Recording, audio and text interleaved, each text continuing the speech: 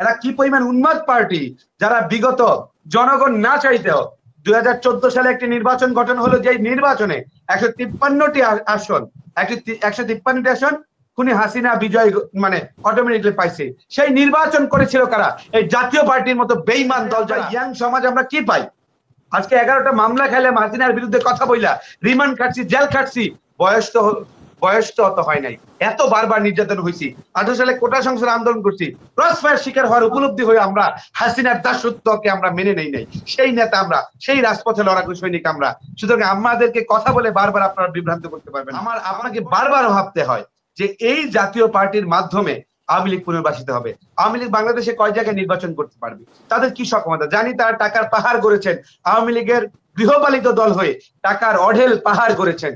অঢেল পাহাড় গড়ার কারণে তাদের অর্থ রয়েছে, মাসেল পাওয়ার রয়েছে, কিন্তু আলটিমেটলি জনগণের পাওয়ার যেটা, সেটা তারা 5 তারিখে তারা দেখিয়ে দিয়েছে। এবং সেটা আমি আসলে দুঃখ লাগতেছে আমার এই মঞ্চে আইসা যে জাতীয় পার্টির নেতৃবৃন্দরা চটাং চটাং কথা বলবে, আর সেগুলো আমাদের শুনতে হচ্ছে। অত্যন্ত লজ্জাজনক জাতির জন্য একটা বিষয়। এই ফ্যাসিবাদ বলে যে আমরা তো মোসাদের সাথে সাক্ষাৎ করি নাই।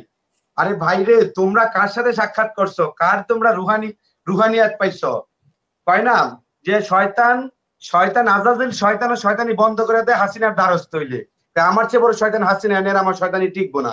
সুতরাং সবচাইতে বড় শয়তান যে, সেই শয়তানের সাথে মিলা বাংলাদেশের ষড়যন্ত্র, বাংলাদেশের মানুষের সাথে শয়তানি করা তারা শিখছে। তাদের মোসাদ টোসাদ কোনো কিছু লাগে না, এগুলো লাগবে? এগুলো তো অনেক ন্যূন এবং ঠুনকো বিষয়। সুতরাং আজকে একটা বিষয় স্পষ্টভাবে আমাকে পরিষ্কার করতেই হচ্ছে, জাতীয় পার্টিকে দেশের মানুষ গ্রহণ করবে না বর্জন করবে, সেইটা রায় অলরেডি দিয়ে দিচ্ছে 14 দলীয় জোট যারা ছিলেন। আর স্পষ্ট ভাবে কিছু কথা আমার বলতে হয়। আজকে সন্ত্রাস বিরোধী আইনে তারা বলেছেন যে সন্ত্রাস বিরোধী আইনে আমাদেরকে নিষিদ্ধ করা উচিত। অত্যন্ত দুঃখের সাথে বলতে হয়, সন্ত্রাস বিরোধী আইনে কি বলা হয়েছে 18 ধারায় আমরা জানি না। এই সন্ত্রাস বিরোধী আইনে রাষ্ট্রবিরোধী কর্মকাণ্ডে সম্পৃক্ত ছিল জাতীয় পার্টি। এই কুলাঙ্গারের দলেরা, এদেরকে রাইখা বাংলাদেশে কোনো নির্বাচন সম্ভব নয়। এরা আবার সুন্দর করে এত সুবিধাবাদ জিন্দাবাদেরা আওয়ামী লীগের সময় আওয়ামী লীগের সাথে একই জায়গায় চড়ে আওয়ামী লীগের হাসিনার কোলে বসে তারা সুন্দর করে নির্বাচনী আসন বিন্যাস তারা করলো, তারা আসন গ্রহণ করলো।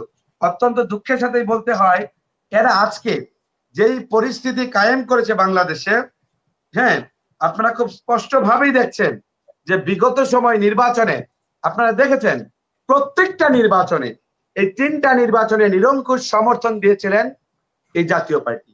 এবং জাতীয় উনি চলে গেলেন কেন? আমার তো প্রশ্ন ছিল ওনার, উনি যে আমাদেরকে এই নতুন প্রজন্মকে যারা আন্দোলন সংগ্রাম করেছি, আমার মতো মানুষ হাসিনার বিরুদ্ধে স্লোগান দিয়ে রাজপথ প্রকম্পিত করে যারা আজকে 11টি মামলা খেয়েছি, জেল খেটেছি, রিমান্ডে ছিলাম, আর জাতীয় পার্টির নেতারা সারা জীবন আওয়ামী লীগ হাসিনার কোলে বসে সংসদে গিয়ে তারা তাদের নির্বাচিত পার্লামেন্ট দাবি করে, তখন আমরা ভাবতে লজ্জা হয় যে এই জাতীয় পার্টি বাংলাদেশে অবস্থান কোথায়।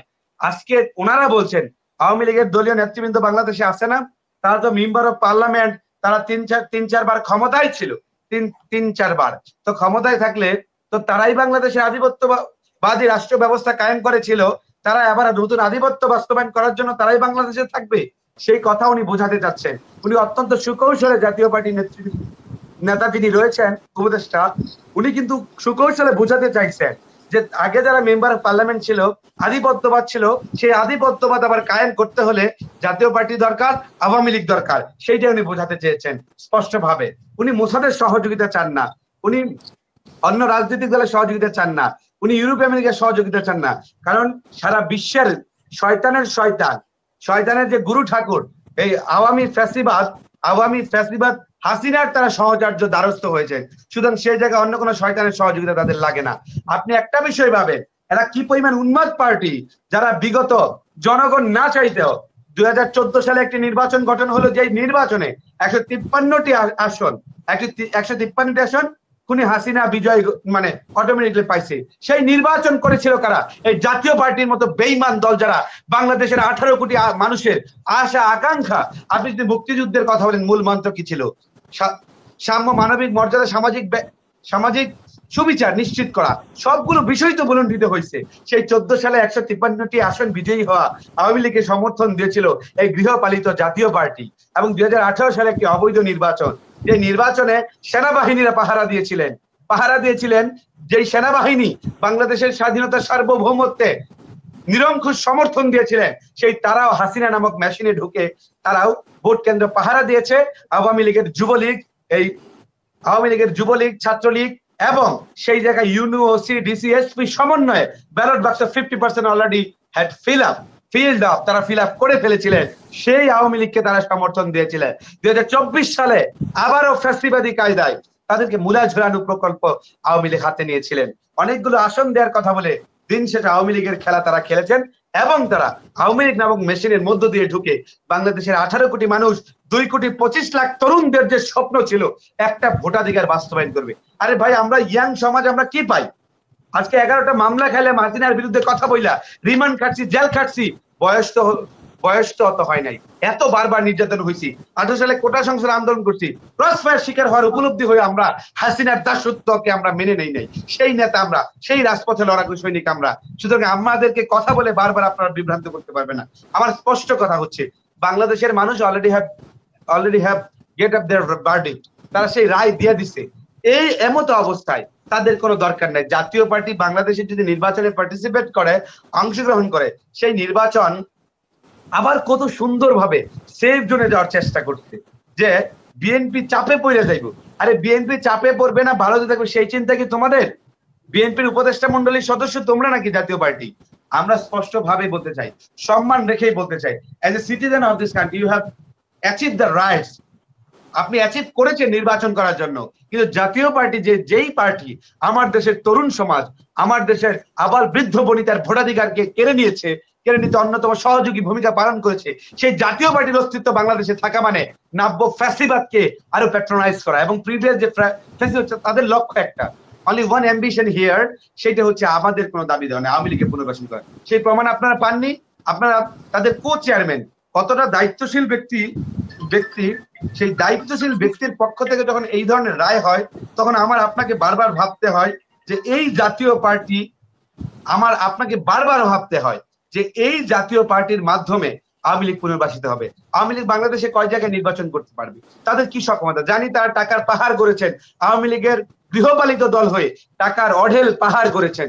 অঢেল পাহাড় গড়ার কারণে তাদের অর্থ রয়েছে, মাসেল পাওয়ার রয়েছে, কিন্তু আলটিমেটলি জনগণের পাওয়ার সেটা তারা 5 তারিখে তারা দেখিয়ে দিয়েছে। এবং সেটা long time movement, that is not a movement of 2 days or 36 days।